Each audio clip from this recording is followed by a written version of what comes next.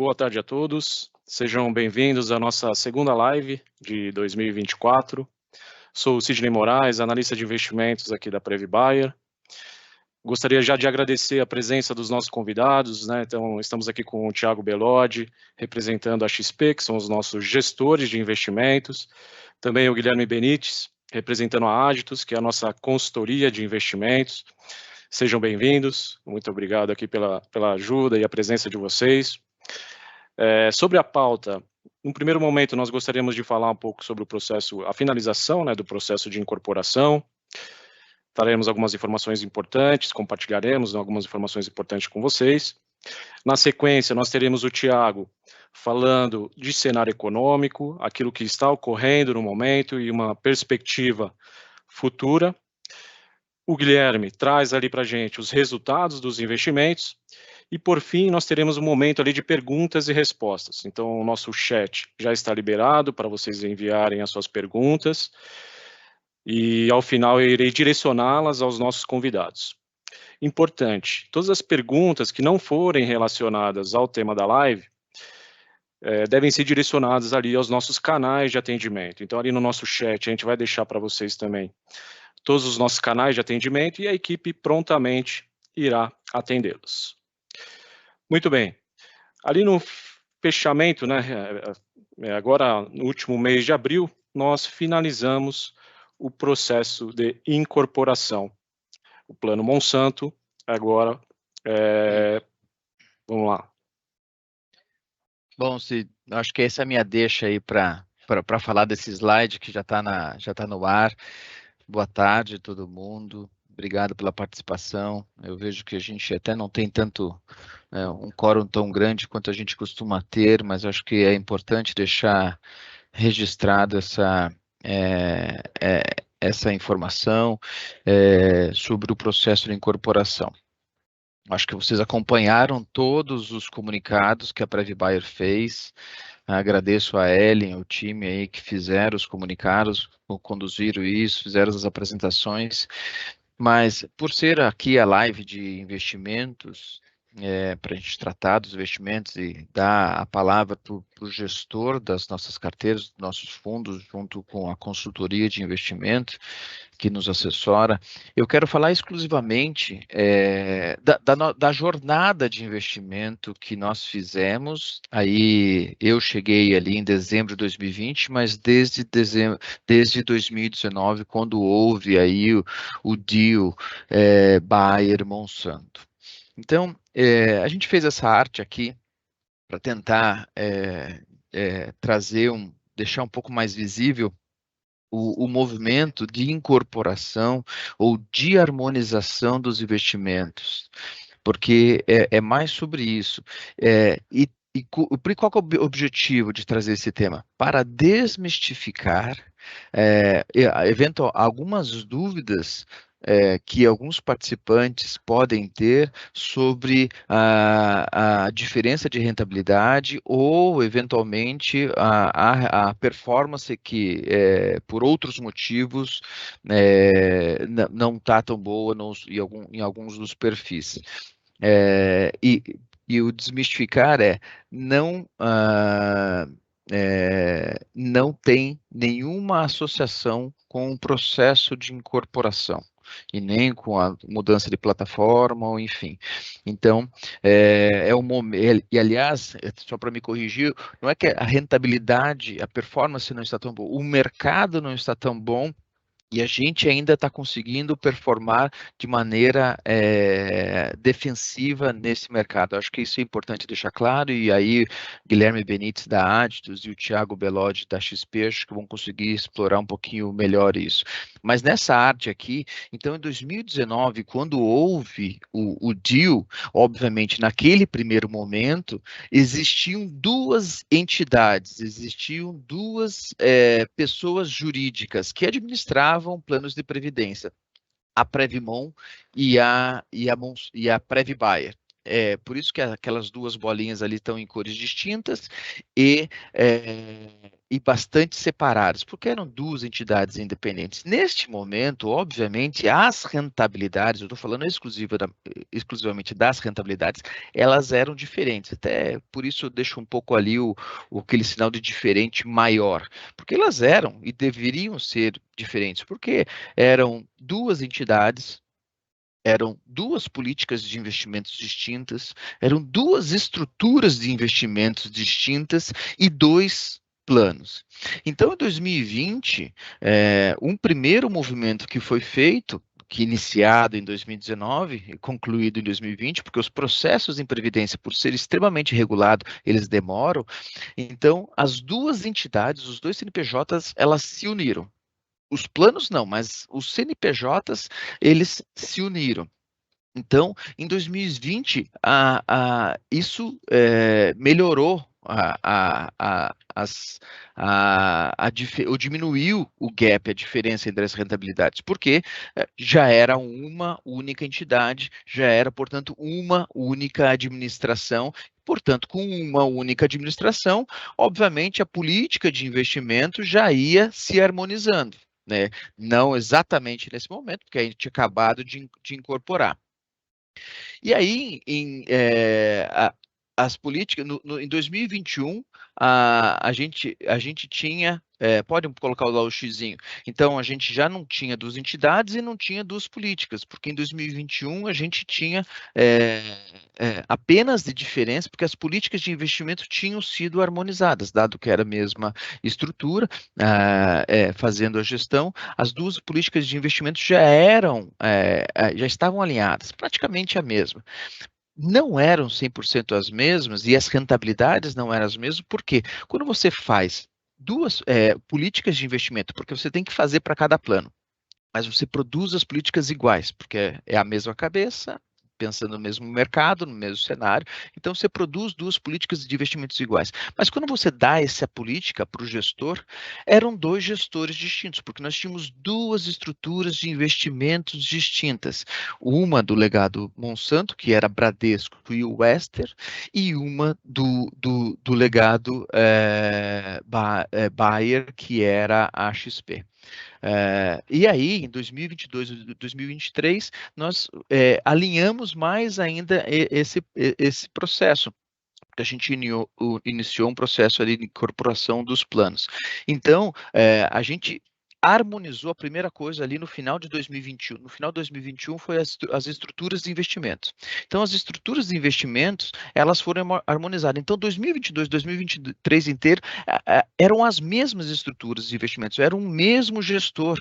Então, para quando você dava a mesma política para o mesmo gestor, a tendência é você ter a mesma performance. Ainda assim, nesse período, você tinha uma pequena diferença.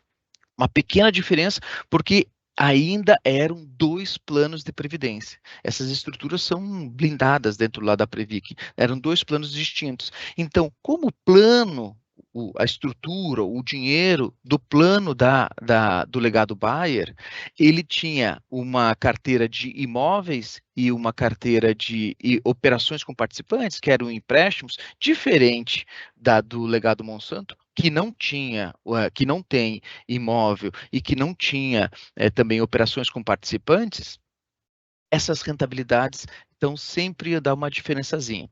Agora, em 2024, a gente atingiu, então, a incorporação de 100%, foi agora em abril, então a gente não tem duas entidades, a gente não tem duas políticas de investimento, não tem duas estruturas, e também é um único plano.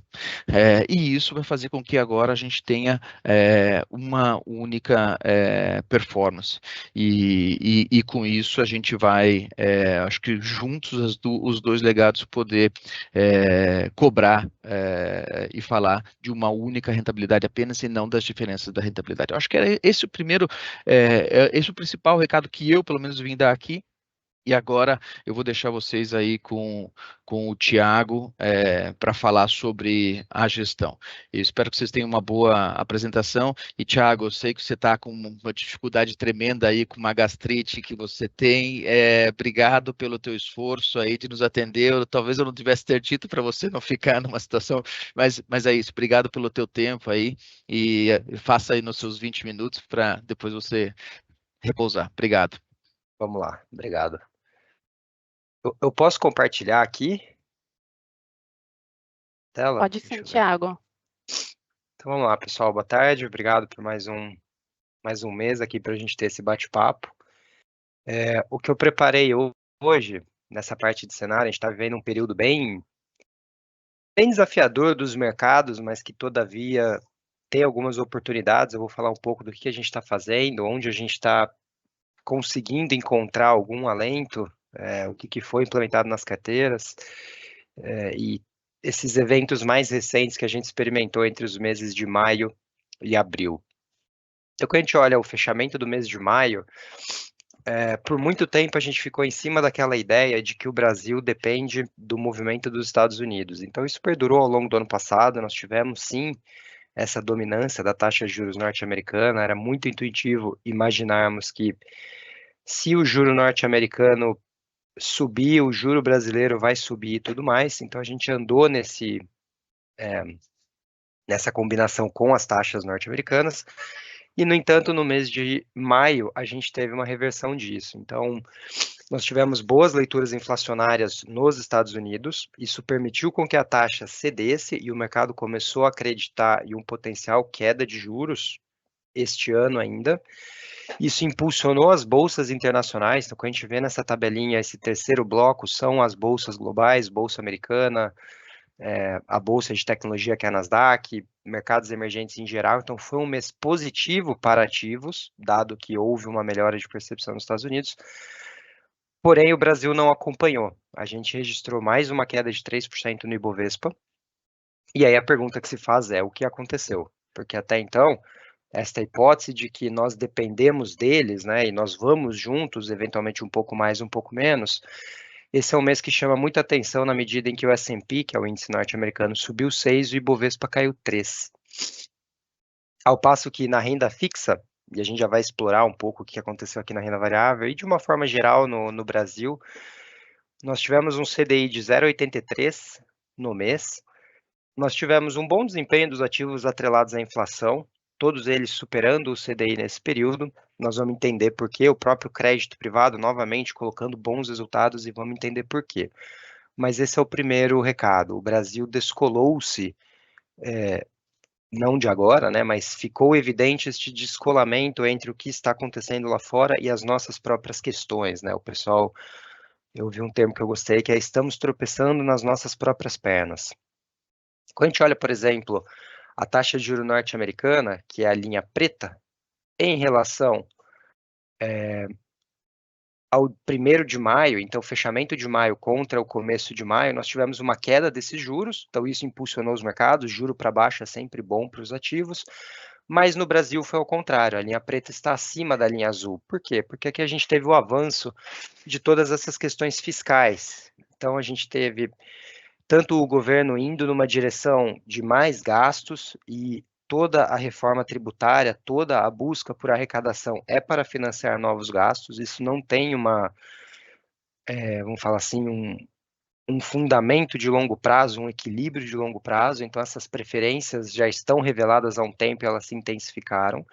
Nós tivemos também uma comunicação bastante atrapalhada do Copom. Então, nosso Banco Central decidiu por cair os juros, mas numa reunião super dividida. Então, os novos integrantes indicados pela atual administração federal votaram por uma queda de 0,5, ao passo que os integrantes antigos votaram por uma queda de 0,25. Isso demonstrou um racha no Banco Central, e esse racha leva o mercado a pensar que, quando a maioria da diretoria do BC for indicada do governo, a gente pode vir a ter uma nova pressão ao que aconteceu na década passada, na época da administração Dilma, com o Tombini, de um Banco Central que está disposto a conviver com mais inflação. Então, o Banco Central que cai o juro na marra, e a gente sabe como isso termina, a gente sabe que a inflação sobe, a gente sabe que isso cria um problema sério de médio e longo prazo. Então, as taxas de juros brasileiras subiram nesse período. A gente vê o mercado precificando o fim da queda de juros. Nós, na casa, revisitamos a nossa projeção de Selic para não cair mais o juro, 10,5, e é isso. A gente viu o mercado colocando alta de juros nos preços. Então, esse é o recado que o mercado deu de punição a essa agenda descontrolada dos gastos. E as NTNBs, que hoje são o nosso principal ativo, o nosso principal cavalo de batalha, se mantiveram razoavelmente estáveis, porém nesse patamar de 6,30. Então, só o carrego desses ativos, a gente está falando de uma NTNB pagando 6,30, IPCA mais 6,30. A inflação está sendo negociada, a inflação implícita, que é a parte IPCA do ativo, na ordem de 5,25 para 2025. Se a gente tem um título pagando 6,30, IPCA mais 6,30, 5,20 com 6,30, a gente está falando de 11,5. E o Selic, o CDI estão em 10,5. Então a NTNB está oferecendo um prêmio acima do CDI. Por isso que o carrego dela leva a um retorno superior ao CDI, por exemplo, no mês, como a gente viu. Elas ficaram estáveis e isso permitiu um bom carrego. No mais, a gente tem o crédito privado performando muito bem, no entanto, não mais com a mesma magnitude, com a mesma intensidade. Então, a gente viu aqui ao longo do ano o fechamento dos spreads, ou seja, o mercado negociando os ativos de crédito privado, um fluxo comprador muito grande que leva as taxas a fecharem no crédito, a gente tem um ganho de capital. Hoje nós temos investidos um espectro de riscos de crédito dentro da carteira que variam dos mais aos menos arriscados, mas a gente já vê o crédito privado com um carrego inferior. Esse fechamento do carrego levou a ganhos de capital, porém agora a gente já vê o crédito performando menos acima do CDI, mas numa intensidade menor do que veio até o mês de abril. A gente vê os índices de crédito muito fortes nos últimos 12 meses, pós-americanas e tudo mais. Isso gera uma captação muito forte. Então, a indústria de crédito é a única classe de ativos de fundos que vem captando muito forte. Nos últimos 6 meses entraram 150 bi. E isso naturalmente se traduz em performance. Então, são os investidores buscando aqueles ativos que numa janela recente de 12 meses são os que melhor entregam. Quando a gente olha essa janela de 12 meses, só o crédito privado está acima do CDI. A bolsa está abaixo, as NTNBs estão abaixo, está tudo abaixo. E o que acontece com a bolsa? Esse é um ponto importante, né? A pergunta que a gente faz aqui entre a gente é: cadê o gringo? Então, o investidor estrangeiro parou de sacar dinheiro do Brasil nesse período, então ficou no 0 a 0. A gente teve 4 meses de saída líquida de investidores estrangeiros.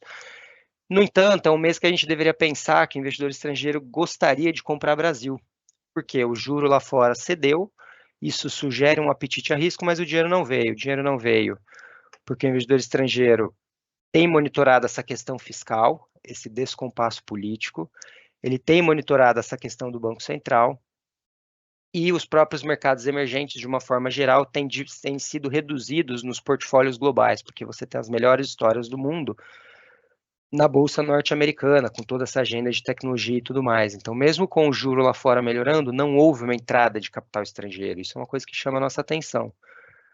O Brasil tem sido afetado por uma combinação, portanto, de política fiscal, após a mudança do resultado das metas de primário e todo esse noticiário recente, um cupom mais duro, com os mercados precificando que não há mais corte este ano e toda essa divisão, e os recentes ruídos políticos, como, por exemplo, a troca. Nem o Jean Paul Prats sobreviveu à política do governo e ele foi substituído. A gente vê a Bolsa Brasileira como o pior ativo, a pior bolsa do mundo, em dólares, é bastante coisa. Em dólares, a Bolsa Brasileira está caindo 15% num ano que a Bolsa Americana sobe 10%. É bastante coisa. E aí...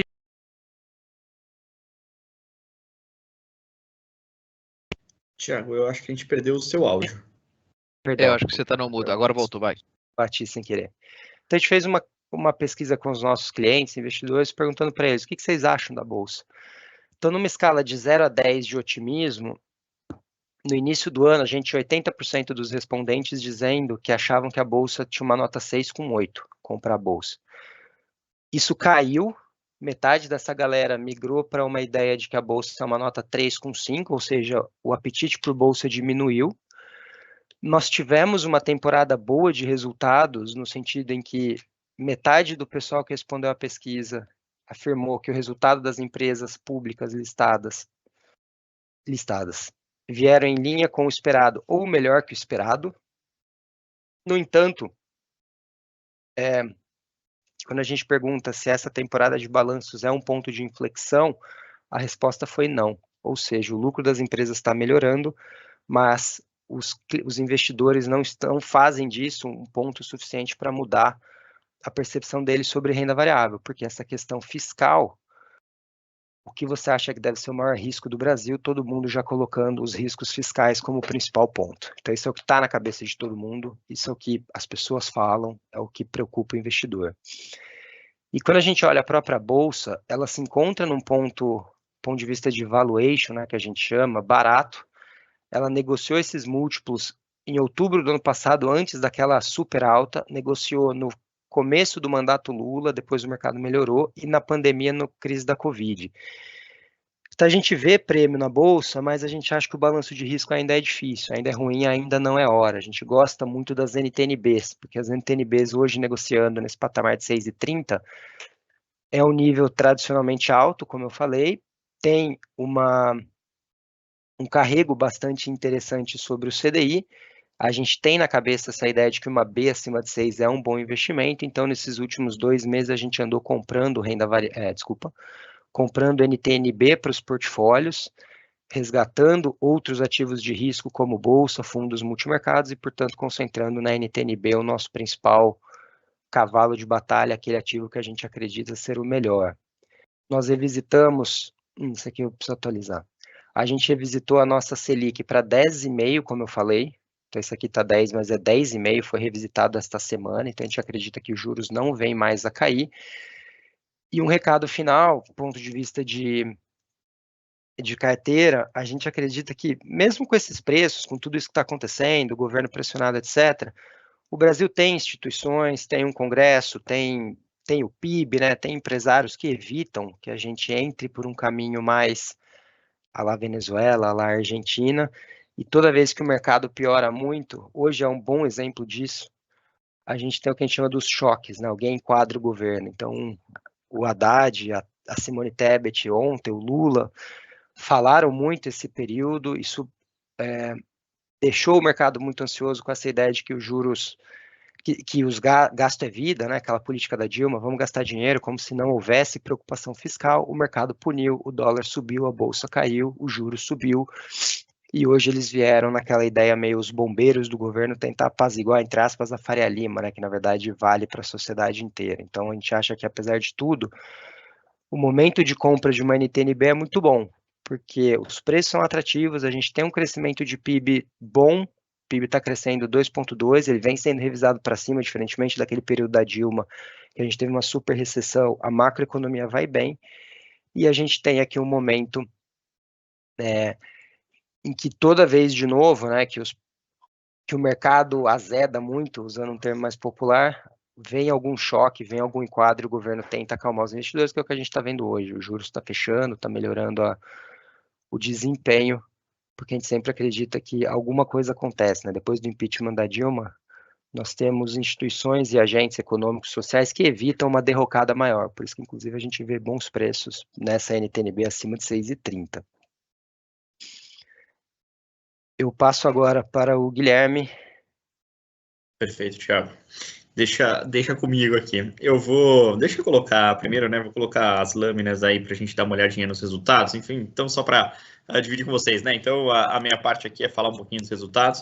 Deixa eu colocar a lâmina aí para vocês, mas acho que vale, né? Talvez até antes disso, fazer um.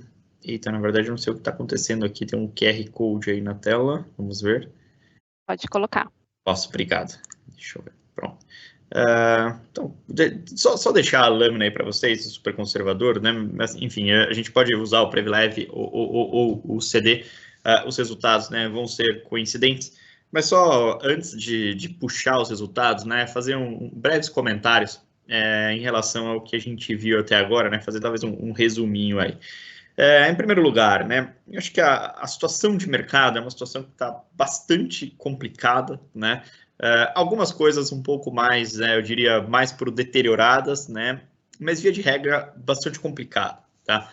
A gente vê um mercado que hoje está muito indeciso, um mercado que até enxerga prêmio nas curvas, mas um mercado que tem alguma dificuldade de caminhar muito forte, né, e com muito ímpeto para esses prêmios, porque não sabe se no dia seguinte, né, vai acontecer alguma coisa que vai tornar esse prêmio um pouco mais complicado. O Thiago falou uma coisa interessante no começo da conversa, né, só para a gente resumir aí, sobre o juro americano. O juro americano ele tem pautado as discussões do mercado financeiro brasileiro há muitos meses, né?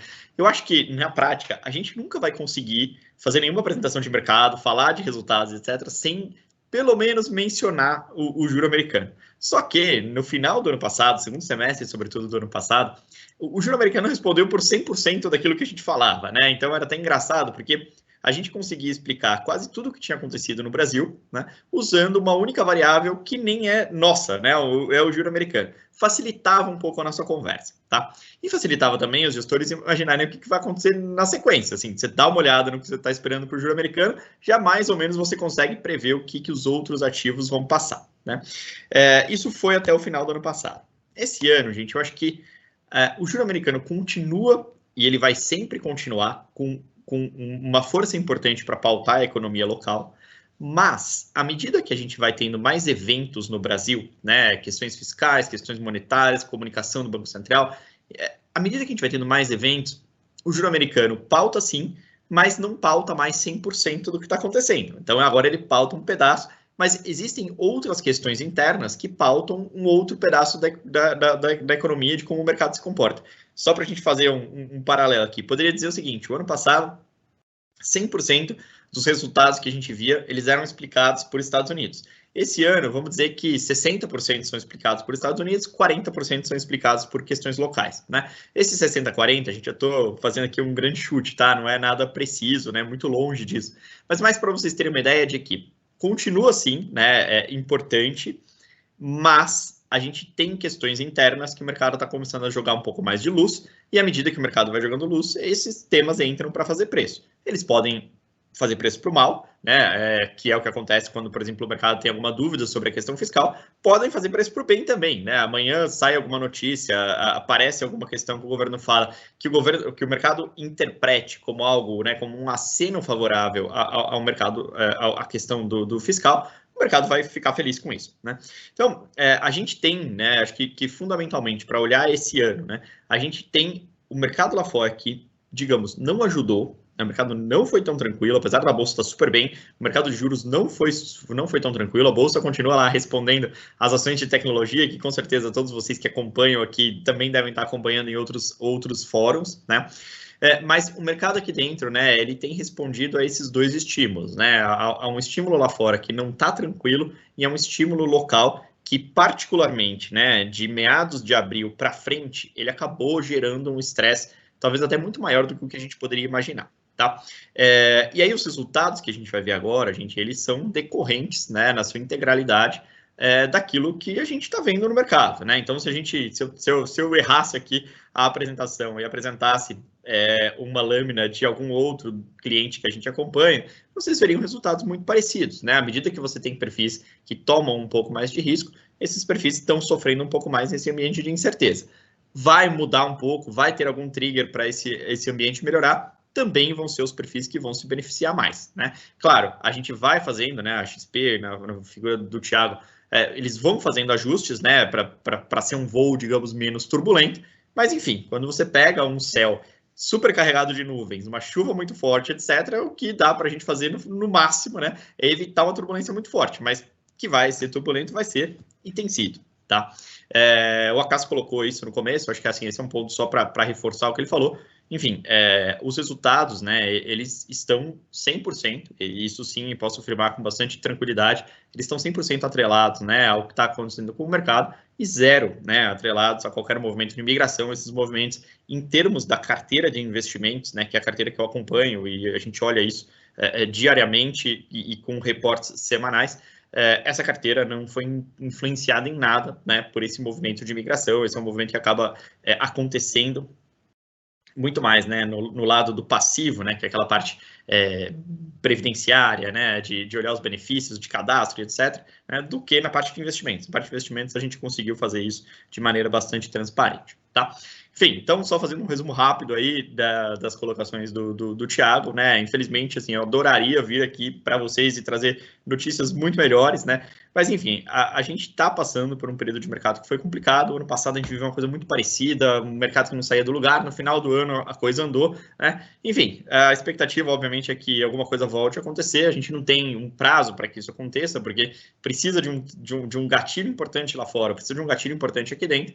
Mas, enfim, né? Acho que a importância também é de a gente sempre pensar no nosso investimento aqui previdenciário como um investimento de longo prazo, né? E à medida que o tempo vai passando, as coisas vão se acertando, né? Os perfis mais agressivos tendem, né, a se beneficiar, né, dessa questão de risco, tá? Enfim, então, olhando aqui, né, para todos os planos, né? Vou passar aqui as lâminas, tá? Para quem é prévio leve, para quem, assim, tanto faz, né? Assim, os números eles são rigorosamente os mesmos, tá? Então não se preocupem. Então vamos lá. Na parcela, né, no perfil super conservador, a gente está vendo, né, um mês em que o perfil superou o benchmark, né? Então 0,85 contra 0,84. E isso, né, é algo que a gente vê acontecer no ano como um todo, né? Então o perfil supera o benchmark, supera o CDI. Da onde veio, né, essa ótima performance aí do perfil super conservador? Os instrumentos de renda fixa, né, e principalmente os instrumentos de renda fixa crédito, que vocês, olhando para essa pizza aqui que vocês estão vendo, né, enfim, na minha direita, mas provavelmente na tela de vocês aí não é na direita, está na esquerda, a gente tem uma proporção, né, razoavelmente grande, né, de instrumentos de crédito nessa carteira, tá? Esses instrumentos, tá? Saibam também que a gente olha isso de forma bastante cuidadosa, então esses instrumentos são instrumentos de baixo risco, né? Para combinar com o perfil. Mas até agora o crédito, né? Como o Thiago já falou, tem sido o grande destaque de rentabilidade do ano, né? Alguma pergunta legítima seria o seguinte: poxa, mas então por que a gente não coloca tudo em crédito? Porque a nossa percepção também é que essa forte rentabilidade que aconteceu em janeiro, fevereiro, março, depois já um pouco mais suave em abril e maio, já faz com que o crédito, né, já não esteja tão interessante. Então, aqui está a grande, né, estratégia do Thiago, da XP, né, que é assim, olha, esse é o balanceamento. Essa classe andou muito bem, né? Mas, de repente, uma classe que andou muito bem, né, não quer dizer que se ela andou bem até agora, ela vai continuar andando bem, né? Então, a gente já vê um certo esgotamento desses spreads. A gente acredita, sim, que a gente continua, né, batendo benchmark nesse perfil, mas não na mesma magnitude que a gente tem batido até agora. O crédito andou muito bem, né? Não adianta agora a gente falar assim, então, andou muito bem, vamos tudo para crédito, resolve a nossa vida? Não é o caso, tá? A gente precisa encontrar outros instrumentos que tenham, né, esse movimento tão interessante quanto o crédito, e aí eu acredito que o Thiago deixou isso bastante claro, e a gente tende a concordar. Talvez as NTNBs agora, né, elas estejam apresentando uma oportunidade mais interessante. Enfim, então olhamos aqui a rentabilidade do plano CD, né, rentabilidade ok, bem acima do bench, tá? Olhando para o perfil nosso conservador, tá? Então a gente também está falando de uma rentabilidade acima do benchmark, tá? No ano a gente ainda está atrás do benchmark, né? O começo do ano aí não foi tão tranquilo para nós, tá? Mas, enfim, vagarosamente, né, vamos lá tentando, né, bater o benchmark. Vejam que aqui a gente já tem alguma parcela de risco, tá? Mas é uma parcela condizente com o nome do perfil, né? É o perfil conservador, é uma parcela pequena, tá? Mas qualquer parcela de risco esse ano, né, ela foi uma detratora de performance, tá? Olhando para o moderado, né? Então, assim, aqui acho que é fácil de esperar, a parcela de risco é muito maior, tá? E aí a gente vê já uma distância do benchmark bem maior. Esse mês a gente não conseguiu bater o benchmark, né? Estou falando, obviamente, aqui do fechamento de maio, a gente ainda não tem os dados de junho, tá? E aí a gente cria uma distância do benchmark razoável ao longo do ano. Essa distância do benchmark quer dizer que a gente não vai bater o benchmark no ano? Não, ainda não quer dizer nada, né? Vamos só lembrar que o ano passado a Bolsa, em 2 meses, rendeu 18%, né? Então, a carteira vai sendo ajustada para que isso, né, fique adequado. Então, estamos um pouco atrás, a gente vai pensar nisso para produzir as carteiras que vão vigorar daqui para frente, tá? E por fim, né, como não podemos deixar de esperar, o perfil agressivo também, né, com uma rentabilidade bastante aquém do benchmark. Nesse caso, né, no ano a gente está com uma rentabilidade acumulada em território negativo, tá? Isso tem acontecido, né, 12 em cada 10 perfis mais agressivos que a gente acompanha aqui, muito por conta da parcela de bolsa, né? A parcela de bolsa até agora, né, cai quase 10% no ano, nessa posição que vocês estão vendo aqui, tá? Ou seja, né, por menor que fosse a alocação em bolsa do gestor, né, essa parcela comeu um pedaço muito importante, né, da nossa rentabilidade, tá? Então, enfim, a gente continua vendo, né, a carteira, digamos, né, os nossos perfis negativamente inclinados, ou seja, quanto mais risco, menos retorno, tá? Isso é reflexo do mercado, né? E é isso que a gente vai buscar aí ao longo do segundo semestre reverter, tá bom? Bom, eu fiz aqui exatamente o tempo que eu previa. Eu vou devolver, primeiro eu vou derrubar a minha tela aqui e vou devolver para o Sidney, tá? Para coordenar aí o perguntas e respostas. Obrigado aí a todos que participaram, né? E aguentaram a gente aqui até agora. Sidney, fica à vontade. Muito bom. Bom, obrigado, Guilherme. Obrigado aí, Thiago. O Acácio também, que teve a sua participação aqui na nossa live. A gente está abrindo agora essa oportunidade de vocês realizarem suas perguntas, né? Então está disponível aí um QR Code para que vocês possam realizar as perguntas, que eu prontamente irei direcioná-las aqui aos nossos convidados. Inclusive, eu já tenho uma aqui disponível, posso até direcionar já para você, Guilherme. Com certeza. Vamos lá. Como deve se comportar os fundos multimercados e exterior ao longo desse ano e se de fato não é um momento adequado para alocação? É uma boa pergunta e vou te falar, essa pergunta aí é de quem está acompanhando bem o mercado, porque tem sido muito discutido, tá? O exterior, tá? Eu acho que tem se beneficiado, sem dúvida, de um cenário um pouco mais tranquilo lá fora, e também do câmbio, né? A gente não pode esquecer que o dólar andou aí a menos de 5 esse ano e agora está na casa de 5,40. Então você tem aí só do dólar uma rentabilidade aí de 10%, né? Que sem dúvida impulsiona o exterior. Essa é uma classe, né, que contribuiu de forma positiva aí, né, para a nossa carteira, e a gente ainda acha que tem espaço para contribuir, tá? Principalmente por como o mercado lá fora está. Os multimercados, aí já é uma situação talvez um pouco mais complicada, porque há um ano e meio, mais ou menos, os multimercados não têm entregado performance, né? E aí a gente, é uma carteira que, em geral, para montagem de portfólios, a gente acha muito importante, porque é um tipo de ativos, né? Que quando a gente olha para todas as restrições que a gente tem no ambiente de fundo de pensão, é provavelmente o único ativo que consegue nos agregar, né, uma diversificação interessante, né? Mas, de fato, os gestores têm errado muito o cenário. Tá? Então, o que a gente vem buscando fazer na carteira de multimercados é fazer ajustes dentro dela, né? Então, assim, troca aquele gestor que passou por algum tipo de mudança, troca aquele gestor que perdeu muito PL, enfim. Então, a gente tem tentado, né, via um certo ativismo por parte da XP, né, que tem acontecido com bastante frequência. A gente tem acompanhado a carteira nessa CGN, você acompanha mais que eu, inclusive, né? Então, a XP tem sido bastante ativa em buscar novos produtos, novos gestores, readequar tamanho na classe e assim por diante, tá? É uma classe que a gente gosta, mas a gente não pode negar, infelizmente, né, que ela está passando por uma janela que provavelmente é a pior janela que a gente viu na existência dela. Acreditamos que essa classe vai se recuperar? Sim, acreditamos, tá? Acreditamos que isso vai acontecer no curtíssimo prazo? Não, tá? Então, aqui, para quem tem multimercado, até mesmo na pessoa física, tá? Eu acho que a janela, né, que esses multimercados vão levar para se recuperar não é uma janela curta, né? Infelizmente. E se alguém realmente se recupera muito rápido, a gente até fica preocupado, porque o tamanho do risco que esse pessoal corre, né, para entregar o retorno, ele não pode mudar muito, né? Assim, não dá para o cara ir, né, num jargão aqui mais conhecido no mercado financeiro, não dá para o cara ir para o all-in, né? Falando, vou apostar tudo agora e vou recuperar. Ninguém faz isso, pelo menos ninguém sério faz isso, né? Então a gente vai ter que ter um pouquinho de paciência com essa classe, né? Também sair dela agora, a gente vai ter deixado todo esse dinheiro na mesa. Então, assim, a gente vai ter que ter um pouco de paciência e ir fazendo um jogo de ajuste fino, que esse é o papel do Thiago, evidentemente, né? A gente, todos aqui estão olhando para isso também, junto com ele, mas fazer alguns ajustes finos na carteira para que a gente consiga recuperar no menor tempo possível. Muito bem, obrigado, Guilherme. Temos mais uma pergunta, e acho que essa eu vou direcionar ao Thiago. Thiago, como deve se comportar o segmento agro ao longo do ano?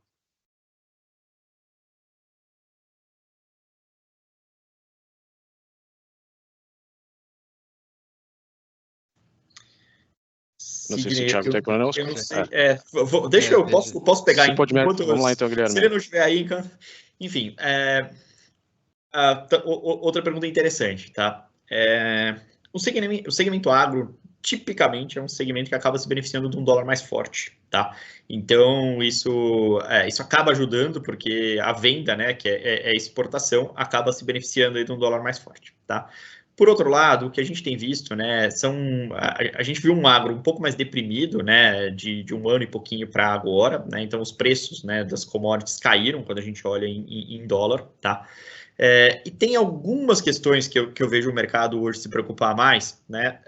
Principalmente, por exemplo, com uma notícia recente que saiu de a China ir buscar soja nos Estados Unidos por conta de algumas mudanças de tributação no Brasil. Enfim, a nós nos parece que vai ser um ano um pouco confuso para esse setor, tá? Tanto por conta, né, de algumas renegociações de produtores que compraram insumos muito caros e estão vendendo os produtos finais mais baratos. Então, isso é um negócio que tem sido equacionado na indústria do mercado financeiro, quanto, né, por essa questão de mudanças tributárias que o governo tem feito, e algumas, né, o governo tem ido e voltado atrás, enfim, então isso acaba gerando um certo barulho, tá? Embora, assim, o segmento seja um segmento que todo mundo aí no mercado financeiro gosta e preza muito até pela contribuição que esse segmento tem nos dado, a verdade é que esse ano parece um ano um pouco confuso, tá, para esse ambiente de commodities. Posso me atrever? Vocês estão me ouvindo? Não, putz, eu não... de agro, não treino de fundo de pensão, não de agro, mas imagino, Guilherme, que isso se reflete no agro, mas dentro da empresa, que também tem, acho que, seus produtos que são importados, isso pode sofrer um impacto também, o dólar alto. Então, embora o mercado se beneficie, o produtor vai ter um produto eventualmente mais caro também, porque são... Que foi um pouco, Acácio, o que eu vi aqui olhando, tá, assim, as empresas agro que a gente acompanha, principalmente o produtor final, né, não o cara que está no meio do caminho, de defensivos, etc. Foi um pouco o que a gente viu, Acácio, quando a gente pega aquela janela de 21, 22, porque o produtor comprou, né, o insumo muito caro, e aí a hora que ele vai vender, né, ele já vende esse insumo, ele já vende o produto final mais barato. Então, isso que tem gerado, né, algum barulho aí de renegociações, etc., que a gente acaba, vira e mexe, a gente vê alguma coisa de fiagros e etc., né. Então, Cássio, eu acho que você se atreveu, mas foi um atrevimento contido ou bastante educado, porque exatamente esse é o tema que a gente tem visto mais discussão nesse ambiente, tá? Muito bom.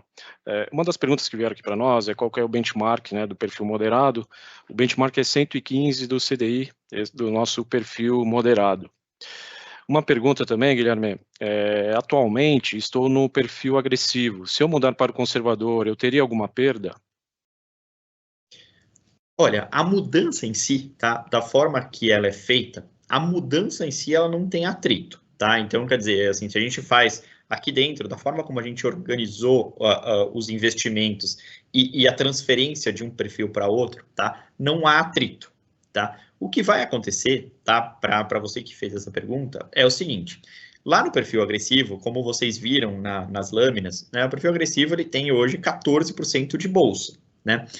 Para você sair do perfil agressivo para o perfil conservador, por hipótese, né, você vai pegar aqueles 14... Hoje, digamos que você tenha 100 mil reais nesse perfil, né, estou falando aqui um número só para deixar a conta super redondinha. Você tem 100 mil reais nesse perfil, 14 mil reais estão investidos em bolsa, né? Você vai vender essa bolsa ao preço da bolsa hoje, 119, 120 mil pontos, e vai levar esse dinheiro para o conservador. Então, não tem uma perda financeira no sentido de, olha, eu estou vendendo alguma coisa aqui e estou mudando o valor da minha reserva, de forma nenhuma, né? Isso é super transparente, a gente conseguiu organizar, né? Lógico, com a ajuda da XP, a gente conseguiu organizar para que isso não aconteça, tá? Agora, é claro que você estará vendendo bolsa a 120 mil pontos, né? Então, se a gente for pensar, poxa, quando eu entrei lá atrás, a bolsa estava 125, ou eu entrei até com uma bolsa 115, mas já faz tanto tempo, né, que poxa, se eu tivesse deixado em CDI, essa bolsa já está 130 hoje. Você perder dinheiro, não, tá?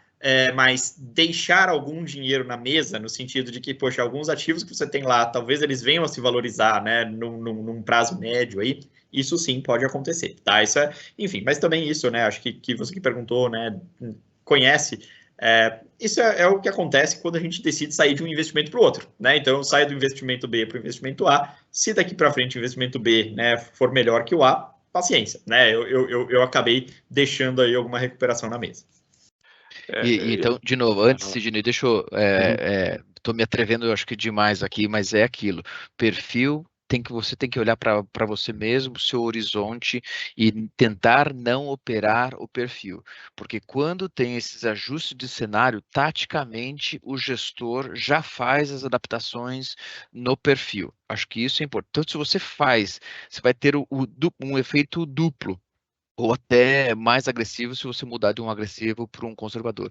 E um outro ponto, acho que sobre isso se eventualmente você está num agressivo, por mais que ele esteja sendo aí impactado pela performance de bolsa, a cota fica um pouco menos valorizada do que um perfil conservador, mas veja, se você está continuando colocando dinheiro, você está comprando cotas mais baratas.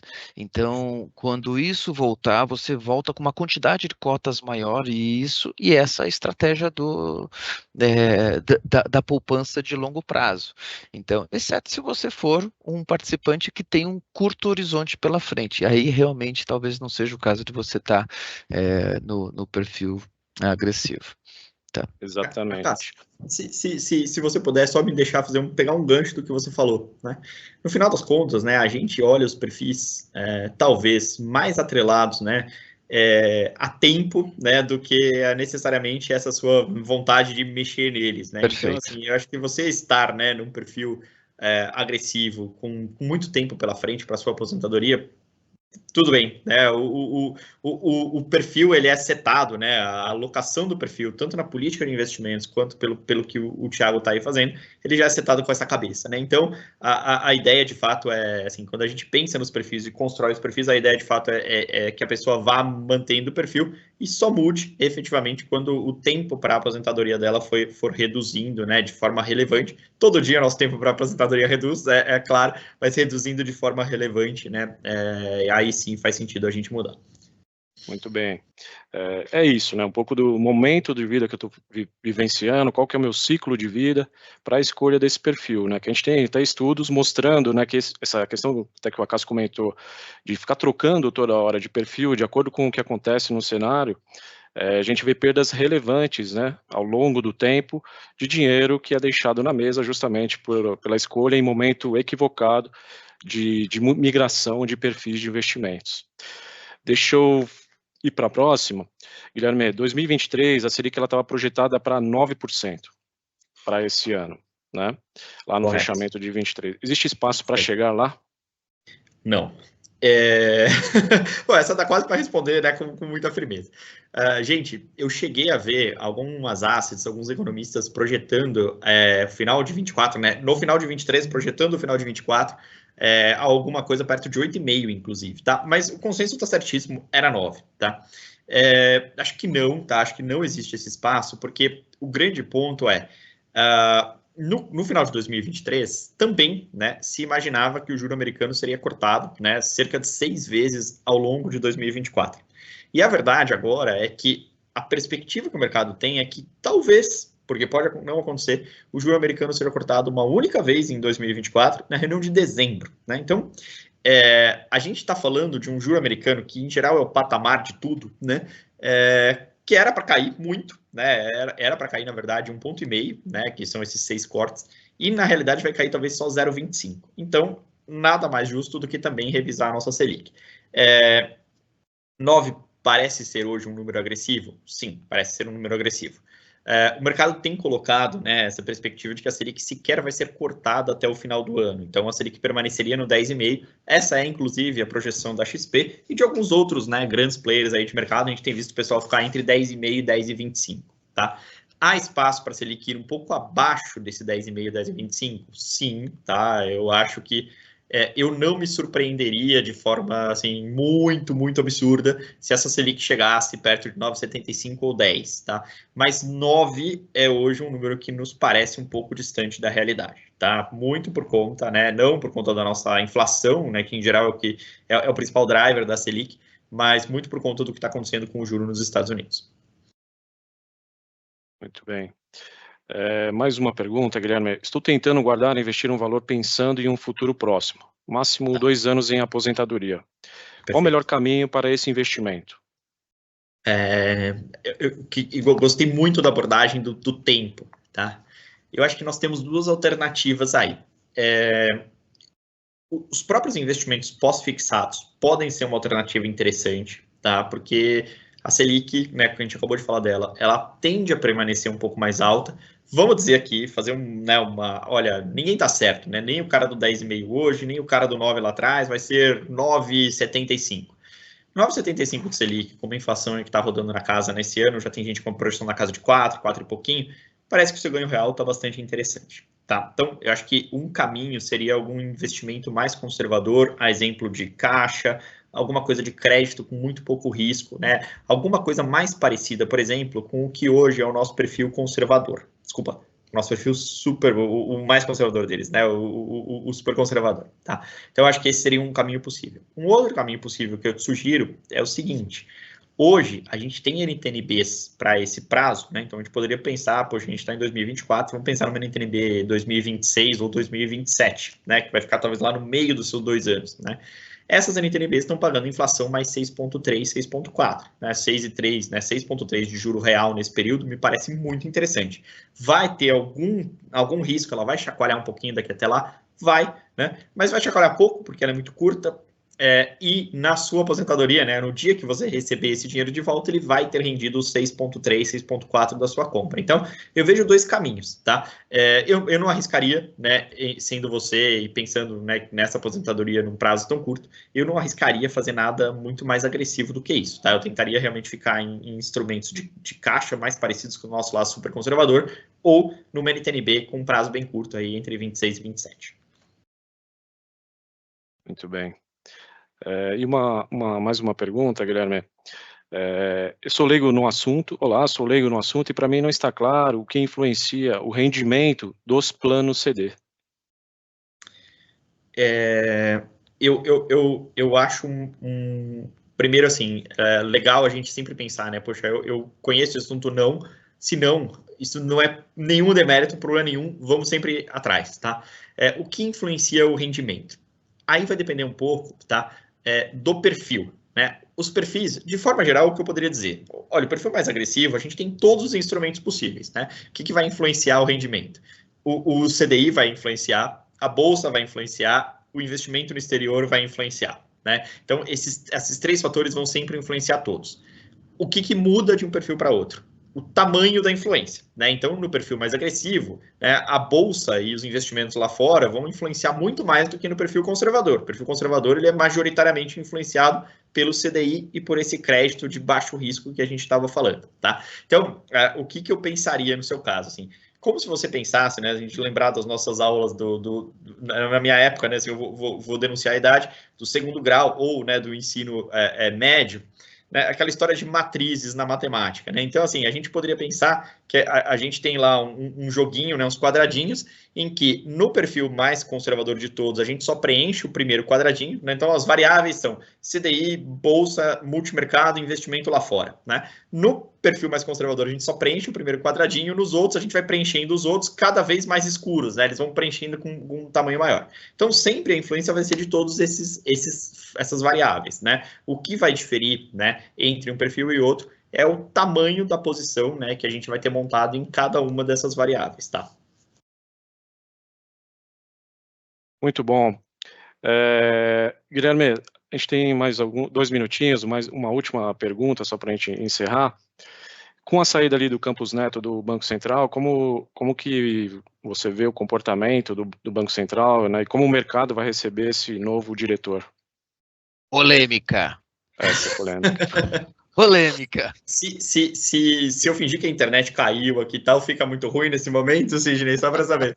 É uma pergunta difícil, né? Assim, veja, eu acho que a última reunião do Copom, tá? E aí tentando usar só meus 2 minutos mesmo que faltam, a última reunião do Copom, ela trouxe uma incerteza para o mercado enorme, né? Então, na verdade, assim, talvez tenha sido uma coincidência, mas a verdade é que o mercado olhou e falou assim, poxa, o pessoal que foi indicado pelo governo atual votou no meio, o pessoal que foi indicado pelo governo anterior votou no 0,25, O pessoal do governo anterior ganhou, porque o presidente que tem o voto de Minerva estava lá dentro do 0,25, né? Votou, evidentemente, no voto dele.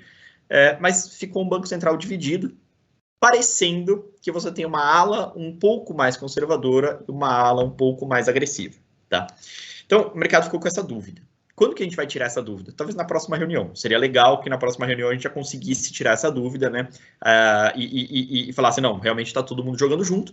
Até porque, Sidney, a ata do Copom, ela foi muito boa. A ata do Copom Selic, ela falou, poxa, parece que todo mundo concordou. E aí no final diverge, a gente nem entendeu muito bem por quê. Então, eu acho que o mercado tá querendo um pouco mais de informação, tá? Mas o mercado, acho que uma coisa que eu posso dizer para vocês, o mercado vê com muito bons olhos as pessoas que foram indicadas pelo atual governo, tá? Assim, o mercado tem confiança nessas pessoas. E a grande questão é o seguinte, né? Determinar a Selic, determinar os juros, não é uma ciência exata, né? Porque você sempre se baseia em modelos futuros, né? E tenta ajustar esses modelos. Então, é difícil mesmo, tá? Aí você fala, poxa, quem tinha razão? O cara que cortou 0,25 ou o cara que votou por cortar 0,5? A gente nunca vai saber. Talvez a gente saiba daqui a alguns anos, né? Só que daqui a alguns anos, né? Poxa, sempre fica fácil saber, por exemplo, os números da Mega Sena depois que saiu o sorteio. Quero ver você saber antes, né, do sorteio. Então, a grande dificuldade tá aí. Eu acho que se a gente tiver um banco central, né, que hoje acho que ainda é o caso base, o pessoal pode ser um pouquinho mais agressivo no fine tuning, no ajuste fino. Fala assim, olha, ao invés de ir para 9,5, eu vou para 9,25. Isso não faz muita diferença. O que o mercado ficaria mais preocupado é se viesse um Banco Central e falasse assim, 9,5 nada, vamos para 7 logo. Isso poderia trazer um pouco mais de estresse, tá? Hoje, o cenário base ainda parece ser de um Banco Central que pode sim ser um pouquinho mais agressivo, mas que vai ser super responsável, né? As pessoas que estão lá, uma reputação muito boa, né? O Galípolo, que é eventualmente o próximo presidente, uma pessoa de mercado, né? Conhecido provavelmente de todos nós aqui, é um cara que tem uma reputação a zelar, sempre foi muito sério, né? E tem um entendimento bastante adequado aí do mundo econômico, das influências do juro lá fora e etc. Então, por hora, tá? O caso base, a gente tem um Banco Central super tranquilo, né? Pessoas competentes e sérias fazendo um trabalho correto. Mas é óbvio que depois de algumas comunicações, né, mais atabalhoadas, um cara olhando para um lado, outro cara olhando para o outro, o mercado coloca um prêmio aí e fala assim, opa, peraí, vamos ver se vai ser tudo isso aí mesmo, tá? Eu, assim como grande parte do mercado, estou super curioso para saber o que vem na próxima reunião do Copom, tá? Acho que é uma reunião que pode acalmar muitos ânimos, né? Ou pode pegar uma gasolina, jogar nessa fogueira, e aí a próxima live que a gente fizer aqui, né, aí eu vou deixar só o Thiago falar, porque aí a gente vai estar de novo numa situação bastante complicada aí para os investimentos. Não, esperamos que seja sempre notícias positivas, né? Então, com certeza, Sidney. Vamos aguardar aí a próxima decisão, né, do Copom. Bom, pessoal, queria agradecer a presença de todos, aqueles que estiveram conosco aqui até o final. E agradecer também aos nossos convidados, mais uma vez, aí o Thiago, ao Guilherme. O Thiago se esforçando bastante, né? O Thiago com um pouquinho de dores ali. Mas agradecer a participação do Acácio, que nos ajudou bastante durante essa live. Ficam algumas perguntas, a gente vai responder ao longo do tempo para vocês. E seja aí uma excelente tarde para todos. Muito obrigado, pessoal. Prazer, gente. Um abraço a todos. Obrigado.